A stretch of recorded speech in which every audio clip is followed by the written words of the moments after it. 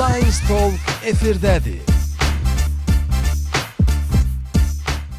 Hello everyone, welcome to the third episode of Lions Talk. I'm Nurlan. And I'm Jahan, and today our guest is Dr. Rahul Dumelo. Thank you for joining us today, Dr. Rahul Dumelo.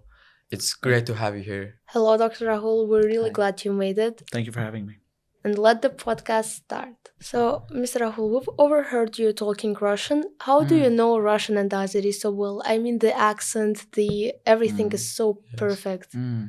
Well, perfect, I think, is relative, but I grew up in Azerbaijan, so my parents came here in the 90s, and I grew up here. So since I was a baby, basically, I lived in the country. Hence, I grew up speaking Azerbaijani and Russian, just like everybody else. As far as we know, you studied medicine. What made you shift from medicine to building schools and educational companies? Yeah, so I did study medicine. I studied medicine in Germany. And the reality is, I started the first education company that eventually grew into, over so many years to what we have today, just around the time when I went into med school. And the reality was that for me to get into med school itself, to get into university, was a bit of a struggle. And that's where we realized, or me and my partner realized at the time, that there can be a better way there can be a company that does the education abroad part better, right? And we thought we could do this. And so, to be honest, education company, that was the first thing that we wanted to do, right? Make sure that we help people so that they don't go through the struggles that I went through, for example. And that's where it started. Slowly, of course, we had more people come to us. We had good people join us. We made some great business partners. And then, of course, slowly that grew into what we have as LANDAU Education Group today, right? With our schools and all of our other business assets, let's say, in the sphere of education. How can you describe your journey in 3 adjectives? Adaptive. I think I mentioned this earlier, right? Because the reality is, over the past 10 years, because we started around 2015, 2016, so many things have changed in the way we see the world, in terms of technology, in terms of the opportunities that we were given. And we try to adapt every time. And really, if I were to say, would I have imagined where we are today 10 years ago? No. Would I be able to expect this 5 years ago? Also no, right? So because things have changed very rapidly. So definitely adaptive. 2, I would probably say that the journey has been educational. I know that there's irony in there, but because the reality is, like you said, Milan, right? My education was completely different, right? I am a doctor. That's what I studied to become. And I am in a field, I'm an entrepreneur now in the field of education and in innovation. And the reality is, I don't know a lot, right?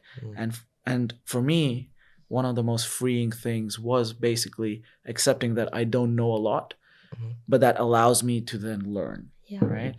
And so that's what I would say: educational, adaptive, educational.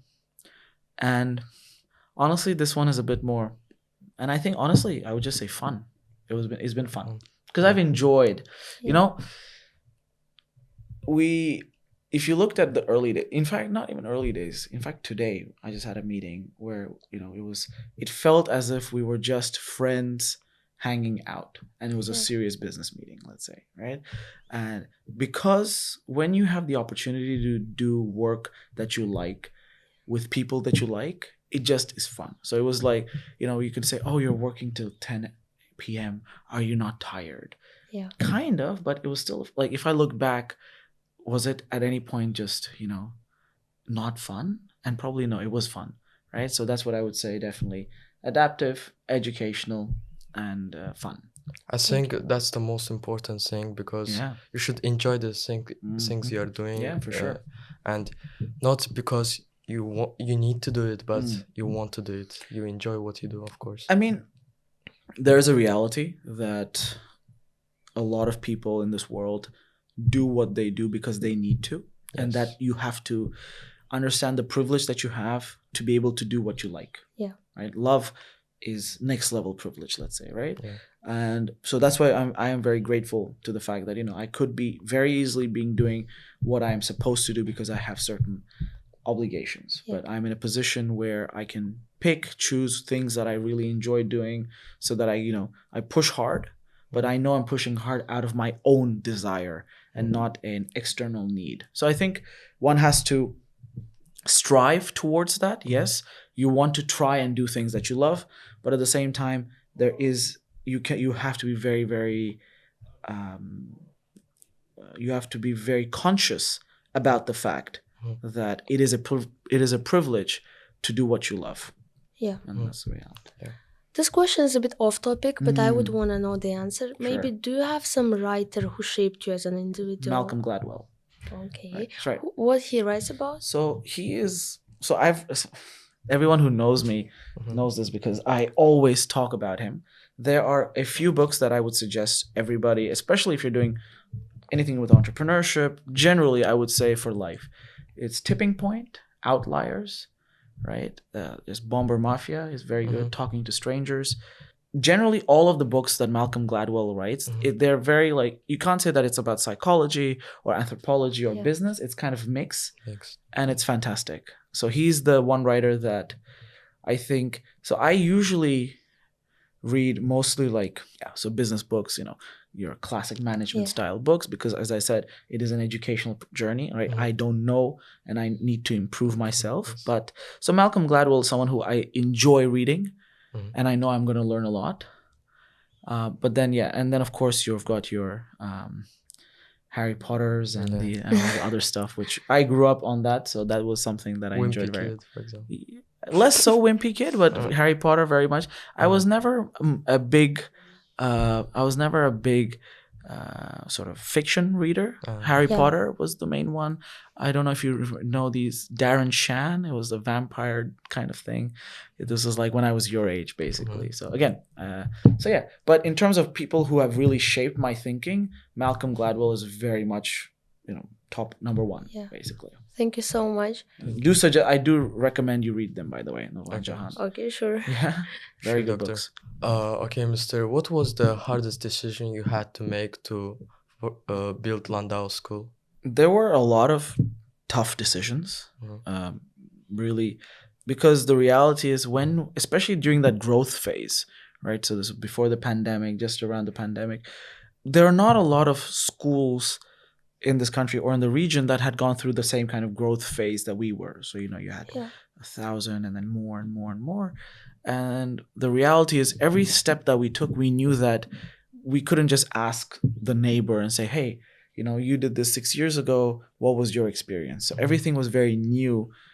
The decisions, the problems we were facing were very much new for the region, right? Because there were not a lot of education companies that grew at that scale and at that speed. So the reality is during that phase, everything that we did was a very tough decision because you just did not know what to expect. But if you were to ask me the toughest decision, I think the toughest decision, which we took at basically in an instant, was actually to open the school, right? Because think about it this way, right? Lesnik & Co. was functional for 40 days when we had a fire in the building. Right? Maybe you know the story. I don't know, right? Yeah. You know the story. There were 40 something kids, and Emil Malim and Timur Malim, everyone was there. I was actually flying from Berlin to Baku.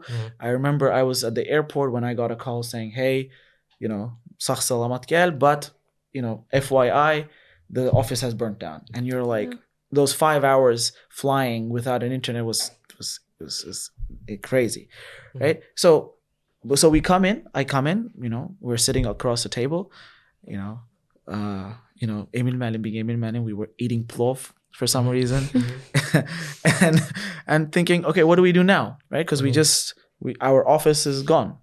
And, and the hardest decision there was to say, you know what? Let's just open a school. Let's see. Right? Again, it took us the shortest amount of time to make that decision. I think maybe 20 minutes. We said, you know what? It was. I think it started as a joke, right? Imagine if we open a school now. And I think everyone's just like, what if we do it? And then, but of course it was a very hard decision because, well, the circumstances were such that it was a Yeah. very hard time to make a decision. But thankfully we are here, and you know, we're here, and you guys have been part of the school, so Yeah. maybe it was a good decision. That was a great decision. Yeah. And how do you define success for a school today? I think first of all we have to understand what we mean success. Success for whom, right?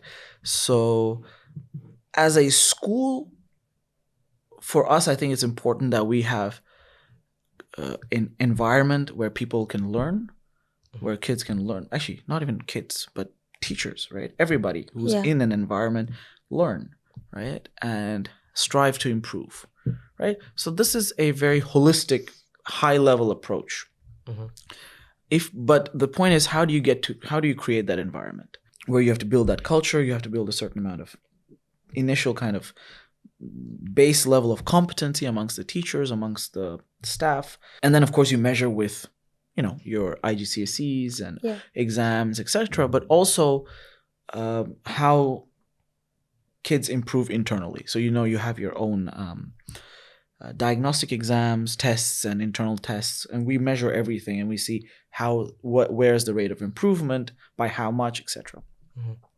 So there is a very mathematical answer to what you asked, right? Which is, you know, can we increase the average grade of every student in every subject by a grade? So a child started with C, ended the year with a B. Yeah. Mhm. In everybody, Mhm. the whole. Oh. If we do that, then that is success. Yeah. That's the mathematical answer. If you're asking a more, you know, emotional answer, if you will, again,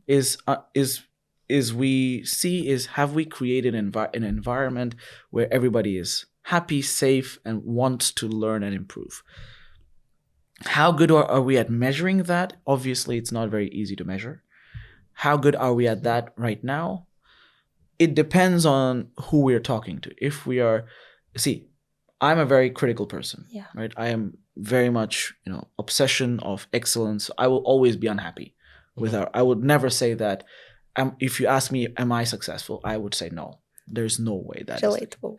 right? So, but then that's my own, again, that's why I said it depends who you're asking, right? The mathematical answer is very clear because it's a benchmark that we've put for ourselves, and then we're going towards that. The emotional answer changes from person to person, but by and large, the definition would be creating an environment where everyone can learn and everyone feels that they can learn, right? But how can you measure that? Yeah, that's maybe AI can help with that. For example, me personally, I have always a constant feeling that I'm not doing enough. Did you ever have a constant fear of being a failure Always. or failing? Always. And this is not good. Like, again, there's nothing here that is this can be discussed. Is it good or is it bad? Always feeling that you have to do more. I know that it is something that drives me, right? Yeah. I am driven by my own standard and my own perception, or I think a better way would be to my own assessment of my achievement, right? Which is usually very, not very friendly towards myself. I'm usually not very celebratory, for example. I don't really celebrate much. But I think that it is important for you to say, you know what, I've done well. Yeah. Right? I've done well. So for me personally, I'm very much, like you said, in your camp, let's say, where I'm always saying that, okay, good, more, good, Yeah. more, good, more, right? But there are times when you have to learn to say, you know what, this is a very nice day, or this is what, you know, you're actually very good. But again, you cannot let that thought in all the time, because then you just stop moving forward, right? Yeah. But it is important to take a breath and say, you know what, we've done well. Yeah. You know, even in the context of a company, especially when you partners, when you're just in the trenches fighting every day, whatever problems are there, sometimes you just be like, you know what, we're actually doing pretty good. And that's such an important thing, right? Yeah. So yeah, again, for me, it's very much what you just said, always. And I try to consciously take time out, say, it's good. Yeah. And now back, right? So that one. What should young founders focus on first? Skill, mindset, or vision? the reality is, I think they can be three different people and can say the three different things that you mentioned, and the answer can be each of those, and there is a good justification for all three. So I think it really depends on the circumstance that the founder finds themselves in, right? Because you don't know, are they working right now? Are they doing something else? What's the idea that they're working on? Is it something that comes from their own experience? Is there something else? So again, I usually try to avoid answering such questions with in such a definitive manner, saying that, oh, the first thing is vision, first thing is something else, because again, it depends, and there's a good way to answer in three different ways the same question, right? If you ask what was important for me, right, because I was at some point a young founder, is more than a vision, because to expect someone who hasn't seen what is possible at, let's say, 19, 20, 21, 22, 25, whatever, is quite unfair, right? Today, I'm almost 30. I've been working for 10 years, and we've had a relatively large company. Now I can see the opportunities, and my vision has increased immensely, right? 2 years ago, my vision was quite limited, right? It's like, think you're growing up a mountain. Every time you just look at, you turn left or whatever, and you're trying to see the view, it gets bigger and bigger, right? The horizon just goes higher because you're going higher and higher. So I think for me, and what was important for me, was to have a base skill level, right? For me, it was, I know how to do certain things. It's not the reason why I was maybe, like, if someone says successful to some degree, but it was the reason what gave me initial confidence, let's say, right? For example, so again, I don't want this to be a bad answer, but I think it has to be a mixture of all, right? You want to have a little bit of skill, which gives you some confidence, right? Which then says, okay, now maybe I can actually get to whatever it is that I've set myself to, because I have some skill, because I have some confidence, right? Because if you have no skill, but you have a lot of confidence, you're not going to get far. If you're going to have a lot of vision, but no skill and no confidence, you can just look, but you can't go, right? So again, I would not want to say that there are, clear, what, Nurlan, this is the answer. I think all three can be the case, depending on the circumstance. For me, it was where I know that I had some skill that I'd acquired. And then because of that, I had a little bit of confidence. And when I started moving, I saw things opening up, right? So they depend on each other. They depend on each other, Yeah. and it wildly depends on the individual and their own circumstance, right? I was standing in one place. I had some skill which gave me the confidence to move. The moment I started moving, things kind of, opened up. And then a friend of mine said, you know what, both of us should go in that direction. And I kind of listened. Okay, and again, some off-topic question. No, that's fine. But how do you define emotional intelligence, and how important is it? For sure, I believe that in today's world, EQ, so emotional quotient, emotional intelligence, is more important than ever before. Why? For two reasons. One, you are in a world that is much more connected, right? You basically, I don't know about you guys, but I have friends right now who are in Hokkaido, not even in Tokyo, right? And people who are in Santiago, right? So that'll be Chile, right? So Tokyo, Japan to Chile, and I'm in Azerbaijan, and a lot of people have friends from all over, and which was just not possible even 25 years ago, 30 years ago, right? Yeah. And second, when it comes to intelligence from a hardware, very, very basic math kind of sort of skills, but very like hard intellect based skills, let's say, right? Although that's not the real term, it's getting, because again of artificial intelligence and new technology, that value, or the value of those skills, is diminishing. It is always there, it will always be there, but less so than 25 years ago. Like 25 years ago, you could have been a terrible human being, but a very good technical person, and people would tolerate you because, you know, you there was no one else who could do this. Now with AI, probably people would not tolerate bad behavior, so to speak, right?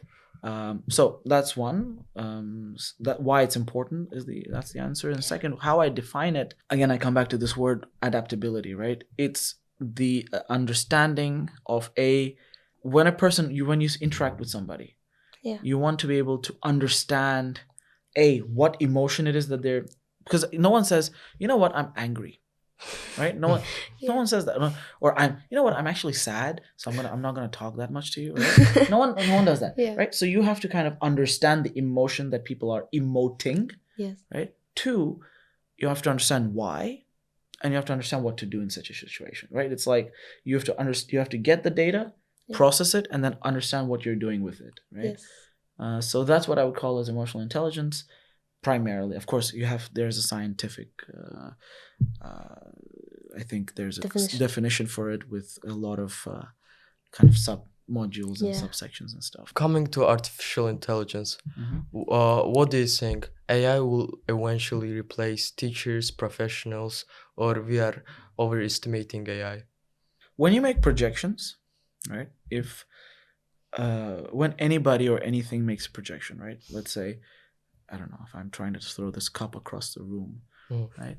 When I'm aiming or I'm projecting, it's based on historical data, right? I'm making a projection based on, you know what, I saw this before, it's similar, it's a pattern recognition is what it's called, right?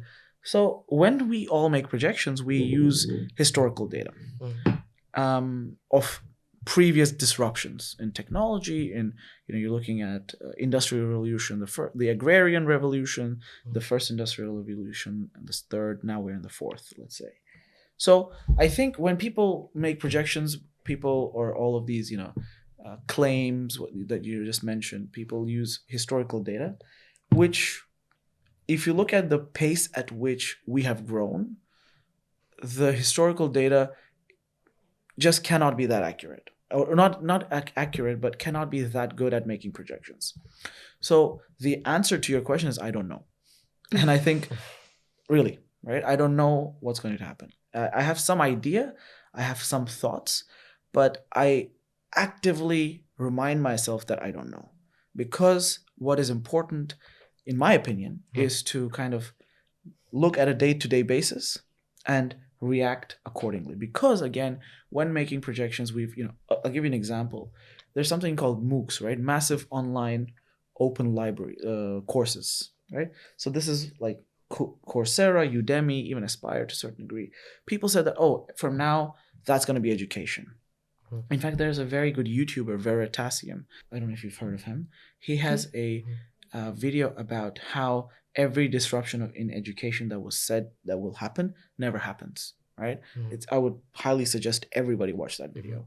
It's fantastic. So again, I think this idea that, everyone's going to replace teachers and go away has happened before. So I'm not reacting to that immediately. I don't think that's going to happen. But also at the same time, like I said, I also remind myself is I don't know. And my job is to observe on a day-to-day basis, week-by-week basis, month-by-month basis, and adapt. Of course, I have to build plans, right? So it's not like, I'm just, I have no plan for the future. I have no strategy, of course. But the idea is that to make here and say, you know what, this is going to happen, or this is going to be the projection, I think that's unfair and that's not honest, because my reality is I know that I have a strategy for 2026, for 2030, let's say, 5-year, 2-year, or 5-year, whatever. But at the same time, I know that, you know what, it might change quarter to quarter. So I'm always very, I make an effort to be very light on my feet, let's say, right? So I think that's the answer. That's the best answer I can think of, to be honest. Thank you. I hope that helps. And also, as far as we know, you have an application called Aspire. Could you please give us some information about it? Sure. So the base idea is when we opened LANDAU, right? The idea was, how do we make good education accessible, right? That is where we said, you know what, we'll focus more on the teachers, not on the infrastructure, not go for, big swimming pools or whatever, but have decent infrastructure, but focus on the teachers. And by doing that, we brought a significant reduction in the cost of education. We removed a lot of the extra things and try to give people the most important part for the best price. We did that, mashallah, we've grown and we've been able to serve a lot of people. However, the question was, okay, this is good. How can we do this even more, right? And that's where we thought, okay, if you look at, for example, English teaching or math teaching or something, in Azerbaijani, right? How many people outside of certain areas in Baku happy with their education, right? Can I go and build a school everywhere? No. Would they be able to pay as well for that? Some no, some yes, some no. But the question is, digital, using technology, at least what you can do is go attract these students, give them the opportunity to learn. That was the first version of the idea. How that evolved, again, because we talk about adaptability or being the ability to adapt, is we realized that, without teachers in the picture, no learning really happens, right? Because you need to have accountability in the system, right? Especially when you're thinking of millions of children, without teachers to ensure that there is learning, nothing really happens. That's where we started building tools for teachers to then assign homework, give tests, generate tests and stuff. Yeah. Because what you do have is you have a lot of teachers in the country who are passionate, but often lack certain tools to kind of realize their own vision. And that's where Aspire comes in. So we're active in about 14 regions in the country, from the mountains in Shamkir to, towards the beachside in Lankaran. Again, we have a lot of teachers and a lot of students who are using the product, but this is just the beginning, because from February, we are integrating ourselves to the national project called Ragamsal Məktəb. So the digital school, what that is again, this is a similar initiative by the Ministry of Education, of Science and Education of Azerbaijan Republic, which is trying to bring everybody, so parents, teachers, leadership, so this is directors and stuff, and so parents, teachers, students, and leadership together, so that they can communicate and help make sure that the child is learning. Right, so that's a very big project by the Ministry of Education. I'm very excited by it. It's a very ambitious vision, and my job, Aspire's job, is to support that vision by providing content, by providing tools, teachers, students, and soon we'll start with parents as well. So that's in a nutshell what we're doing. And right now, because of this kind of hybrid model that we have, or let's say hybrid in the sense that we work with the government, where we're integrating into national platforms, but we have our own content. This model we have exported now into Africa. So I spend a lot of time in Zanzibar, in Tanzania, Rwanda, Uganda. So we're trying to, because Azerbaijan is a very good place, and this maybe if we come to talk about innovation, I think Azerbaijan is a very good place to test ideas, because it's a very it's a small but concentrated place, Baku for example, or in the country itself, and it's very well organized, where you can test out a few ideas, see if something works, then you can export it to the rest of the global south, so Africa, Latin America. I just had a call with yesterday night, because it's the time difference, with colleagues from Peru and Colombia, and they were very much interested. So let's see, right? Anyway, so I think that answers your question to a certain degree. Yeah. I think it's an interesting question. Mm-hmm. What failure changed the way you lead today? There are many, actually. So I'm just trying to. So there. I've said this before, that I don't know anything, right? Mm-hmm. And I'm very, I really believe that, and I know that sounds very strange, but I know that's important. Mm-hmm. I'll tell you where that comes from, right? So this is 2016, 2017, okay? Mm-hmm. And for some reason, a friend of mine said, we should import tea. Mm-hmm. It's not my business. I don't know. I said, okay. And we said we took this tea from India because it's very good. It's a very good whatever. And we took it to the experts in Azerbaijan. You know, people who are apparently very good with tea. And they said, oh, this is very good quality and blah, blah, blah. Okay. Fantastic. And so we were very happy. Oh, this is good tea. And the price was good. So we knew that we would make a lot of money. And we brought a lot of tea. You know, you're talking tons. Okay. And the reality is we were not able to sell at all. Like, think about it. Think about it this way. I think in our house, I think I had maybe half of my room was just tea boxes, right? Like maybe, I don't know, maybe 2,000 kilograms or something. So the question is why?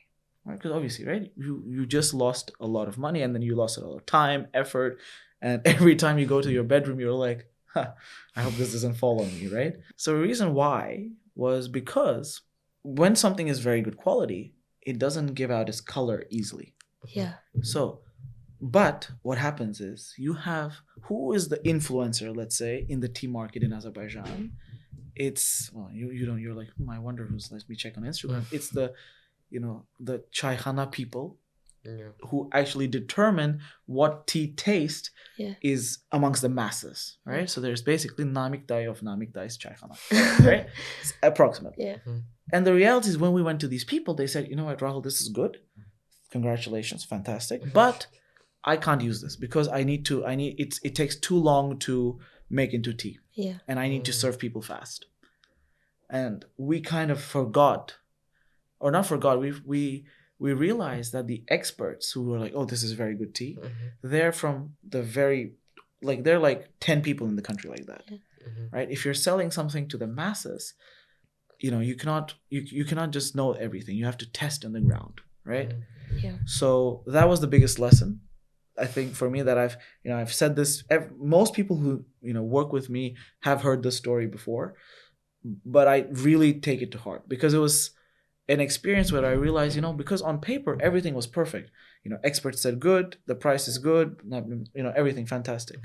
But when it comes to, that doesn't mean that you'll have success, because until you go and test in the market, you will not know for sure, right? Yeah.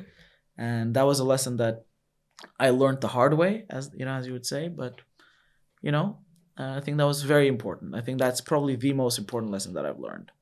And since then, I've tried to be not like the guy who imported a lot of tea into this country. So yeah. The question that is interesting to me is, for what qualities do you look when you hire educators and leaders? So nowadays, I don't hire myself for educators. I used to hire in the beginning. Leaders as well. Again, I don't want to seem like I'm repeating myself, but for sure, somebody with a very high emotional intelligence. Yeah. Right. I think it's extremely important in today's world, especially as leaders. I think that is the number one skill: understanding and having empathy, yes, but also understanding why people are behaving the way they are and adjusting yourself. Right. Again, we come to this again and again, and being adaptable. Right. I think that's a very, very important skill, because the reality is, in today's world, you wake up every day and a new challenge comes in, and oftentimes something that you have never seen before, or, you know, so you have to be able to really take a breath, say, okay, what does this look like? Break down because what does it mean to be adaptable, right? I want to really, because, you know, I've been using that word a lot, but I want to break it up into a little bit. So what happens? What is adaptability, right? A problem comes your way and you're like, wow, I've never seen this problem before. Okay. First, you take a breath. You're like, right? What does this problem look like? Have I seen something, you know, maybe no. All right, let me break this problem into 5 pieces and then see, maybe I've seen something like this before. And then when you find one, you say, okay, I don't know about these. I'm going to focus on this now. Solve one. And in the process of that, you find new solutions for the others, right? That is what is really being adaptable, right? Because in the process, you yourself become better. Yeah. So for me, someone who I see or I think can be that is extremely important. Someone with high emotional intelligence is very important. We talked about this when we talked about universities for you guys earlier before the podcast. I think there are certain skills that you need to have, but then it's no longer the skills that determine. That's like the minimum entry. Now, in today's world, with today's competition, you need to be, adaptable, emotional intelligence, high EQ, etc. So again, I would focus on those two. I focus on those two. Of course, there are certain values that we have as a company: integrity, being honest, generally being being unafraid of doing the right thing, right? Again, these are all kind of the same core feeling that we want people to have, and we want people who are affiliated with us to project to the world as well, right? So that's who we think. Again, you've seen me here today, right? Yeah. I'm very open about my failures because I enjoy. Again, I think they are a more important part to my development and than anything else, for example, right? So yeah. As you said, you don't like to predict things that will happen in future.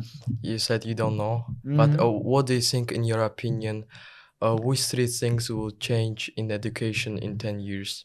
I think assessment will change because, well, if you look at even Azerbaijan's reforms from 2014, when there was the new curriculum that was introduced, basically this idea of competency-based curriculum, where you have more open style questions going away from closed questions, and you see the same thing happening everywhere. So I talked about reforms. There is a similar situation in Peru, Colombia, Mexico. These are countries where we are involved right now. Most of Africa, everywhere you have the same issue, same transformation, let's say, right? Assessment changing from closed questions, MCQ, so multiple choice questions, towards more open-ended questions. So that's definitely, assessment will change, especially with the idea that things were more summative, will go into more formative styled questions.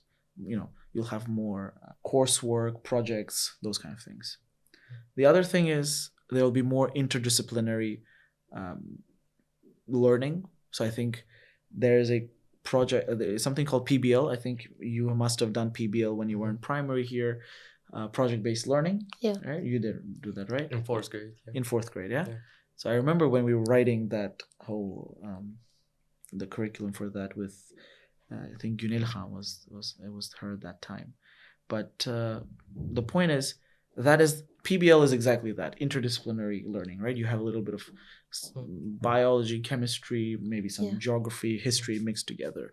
Because again, I think we will need, or our education system will go towards more general core concepts, core skills development, right? Not necessarily going into very deep, ultra technical skill level. I think again with AI and certain other things, we will be able to cover that as long as we have a good group of people who are, emotionally, just mentally adaptable, and they can kind of recognize patterns, right? I think that'll be a core competency for people. So yeah, interdisciplinary learning. In terms of other things, I think there'll be a bigger focus on extracurricular activities. Again, because I've said this before as well, now with competition for universities, it is more important to be portfolio based. It's more important to show that you're actually interested in certain things. It's more important to have a track record of interest. And I think that's where extracurriculars will come in. Before, extracurriculars were more, I don't want to say random, but they were like, oh, why are you doing chess? Oh, because my dad used to play chess, or somebody, right? I went to chess school when I was 5. The question is why? Because basically somebody told my dad, oh, you should take your son to chess. There was, again, today you might say, going forward, you might actually have somebody say, you know what, it's important to have chess so that you are analytical because you want to go into something, right? I think you'll start seeing more curated extracurricular activities, not as random. But again, I'm not an expert in that. I think you've already had Tredu, so you think they have probably spoken to you about this. So yeah, those 3 things, right? More different style of assessment. Second, more interdisciplinary learning, more PBL style learning. And third, probably a bigger focus on extracurriculars. I think that makes sense. Again, I don't know for sure, but that's what I think. So we had an amazing student, Rohan. He was a really active and inspiring individual. And I would want to know, maybe you did something that changed him, or was he always this eager to learn everything and help others? So Rohan, of course, my brother, he is now in Paris. He's doing his political science. So no, I would love to take credit for his success, but no, I don't think neither. I think he deserves all the credit he gets, and he deserves all the success that he has. And I know he will, when he listens to this, will be very embarrassed, as he usually is with when I talk about him. But he deserves everything. But I'll tell you what I think. What happened was, and it was, I remember for a fact, this was like, we were in transit in Dubai. Yeah. Okay. So we were going from Baku to India. We were transit about 6 hours. And he was about 4 or 4, something like this. And I was also a kid because I'm 12 years older than him. So when he was 3, I was 15. Right. So you guys are 15, right? So, Yeah. So, and we used to see a lot of pictures of their sheikhs and stuff in the airport. And he kept asking, who are these guys, right? So I would say, this guy is this, that's Sheikh Al Maktoum, that's Bin Zayed, that's Zayed, etc. Al Nayan. And then I would ask him, so who do you think that is? And he would say the right answer. And in those 6 hours, I think he knew the president of the US, who was Obama at that time, prime ministers, etc. I think all we did was, I don't want to say it started the curiosity, but at least what I realized is he actually has a curiosity to learn. And honestly, I think the only thing I did was that 6 hours that I spent with him. Other than that, everything else that he has done since then, it's all really him. But I think, it's really that curiosity. I've talked about it a lot, but I've seen that with him. That, he's like, I'll give you an example. He will hate this. But so, you get like spam emails, right? Sometimes you get spam emails. And so I remember he ran down once saying that, oh, you have an email, right?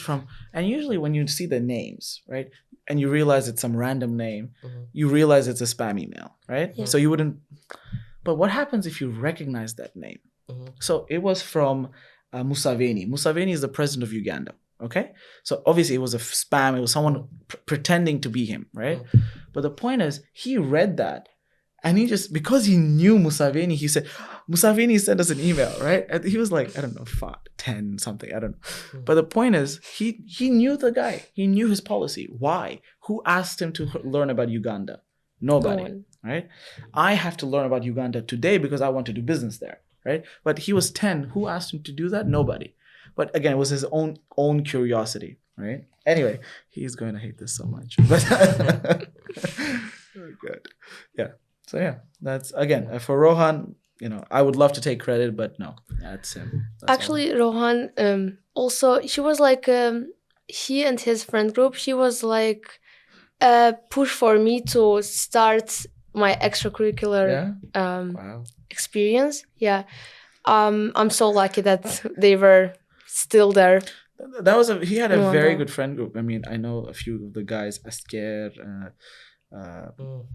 a few others, Sanskriti, but Visal, yes, exactly. I think, honestly, I think, even for me, right? I think school, the biggest takeaway from school would be the friends that you make, right?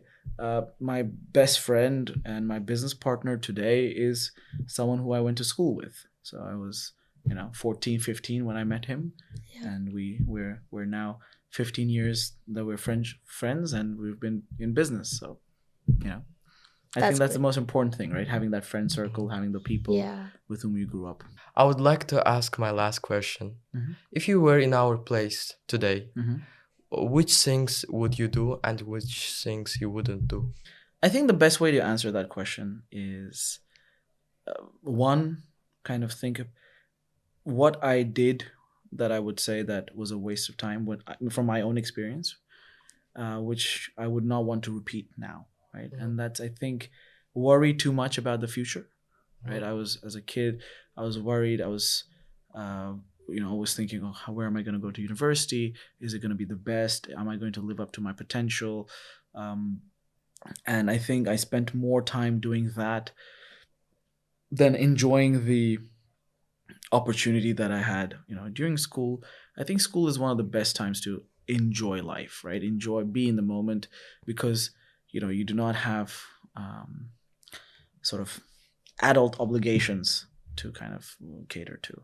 So I would really, not worry about the future as much. Right? That said, that doesn't mean to be irresponsible. That means, you want to do things in a structured way. Mm-hmm. Say that, okay, I have some plan, right? Yeah. But again, I've said this many times, being adaptable, where you say, okay, but if something happens, I will be able to change. Because I think that's exactly where I was particularly bad, right? I was very bad to change because I knew I had a plan, and anything happened, I was like, okay, this is terrible, and I was very bad at coping. So that's what I would try to avoid if I were, again, 15 and in school. And I think that's advice for everybody, right? Mm-hmm. Have a plan, have some plan, yes. Understand that it will change. It's not it can change, it will change. But still having a plan makes sense because you know what direction you're going in. It will change, relax when it will change, adapt, take a breath, and go again. That's what I would say that I would not do is what I did before, right? And this is what I would do. And the other thing that I would definitely do is appreciate my own courage, right? You guys are studying, living in a very interesting and a turbulent time from geopolitics, regional, geo-world, any politics, and also with technology, right? Mm-hmm. The paradigm shift that's happening right now, it's unprecedented. Mm-hmm. And you guys, every time you do anything that is, you make a plan, you try to do something new, you learn something that everybody is afraid of, you guys show courage. You really do. And I think it's important to say, sometimes, like I said before, I think you asked a question about, being perfectionist and stuff. It's something to say, sometimes it's important to say, you know what, this is good. I know I'm scared because, sometimes you look at a AI model and you're like, okay, what am I going to do? Right? And but you still try to learn, you try to adapt. That takes courage. And I think it's important to address, or applaud your own courage at times, right? It's what do you guys do is the time you guys live in is, it's good times in the world, generally, right, in terms of disease and all of that, but it's changing very rapidly, and what you guys do takes courage, and I think it's important to take time and applaud that. Yeah. So that's what I would do. Thank you so much for coming. We're really glad to have you here. Thank you for joining us today. It's very fantastic to have you here. No worries. Okay. Thank you for having me. It was great. I enjoyed this conversation. It was a very, the questions were good. I don't know, I talked too much, maybe, I don't know, but no. I think, I hope you enjoyed it. I hope everyone maybe learned a little bit. But yeah, thank you very much. Thank you. Thank you. Thank you, Mr. And if you've stayed till here, thank you so much for your attention and thank you so much for watching. Subscribe to our YouTube channel and stay tuned.